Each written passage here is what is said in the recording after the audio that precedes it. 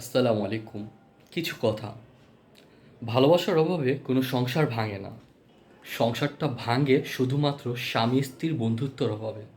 প্রচণ্ড প্যাশন ও ইন্টিমেসি আপনাকে সাময়িক সুখ দিতে পারে, কিন্তু শান্তি দিতে পারবে না। একটি অসুখী দম্পতির জন্য বন্ধুত্বহীনতাই যথেষ্ট।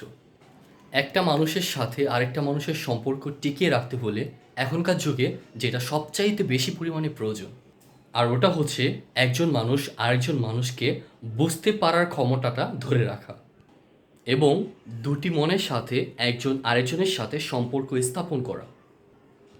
তবে এই বোঝাপড়ার ব্যাপারটাই বন্ধুত্বের মাধ্যমেই আসে। ভালোবাসা এবং মায়া এটি এমনি কোনো দান না যে এটি আপনা আপনিই সৃষ্টি হবে।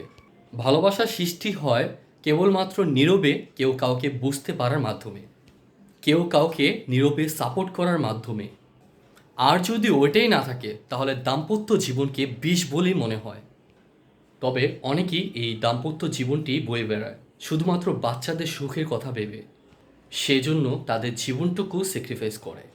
তবে প্রতিদিন নিয়ম মাফিক বিষ গিলে খাওয়ার মতোই তাদের জীবনযাত্রার ভার তাদের কাঁধেই নিতে হয়। তাছাড়া প্রতিদিন কথা কাটাকাটি এবং কথা গোপন করার মানসিকতা জন্মায়। এর একটাই কারণ হচ্ছে তাদের মধ্যে কোনো বন্ধুত্ব থাকে না, এবং একজন আরেকজনকে স্পেস দেয় না, স্যাক্রিফাইসও করতে পারে না। এমন অনেক সম্পর্কেই ফাটল ধরে। কারণ যদি আপনি বিচার করেন তাহলে একটাই ফল আসে, তাদের মধ্যে কোনো বন্ধুত্ব ছিল না।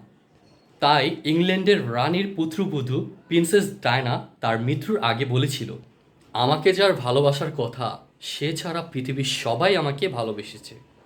প্রিন্স চার্লস ও ডায়নার মধ্যে কখনোই ভালো সম্পর্ক গড়ে ওঠেনি, শুধুমাত্র তাদের মধ্যে মান মানসিকতা এক ছিল না বলেই। তবে ইতিহাস ঘাঁটলে দেখা যায় প্রিন্স চার্লস ডায়নাকে খুব পছন্দভাবেই বিয়ে করেছিলেন। তবে তারা কখনোই নিজেদেরকে সুখী দম্পতি হিসেবে দাবি করতে পারেনি। জি, এরকম ঘটনা আপনার জীবনেও ঘটে থাকলে কমেন্টের মাধ্যমে জানিয়ে দেবেন।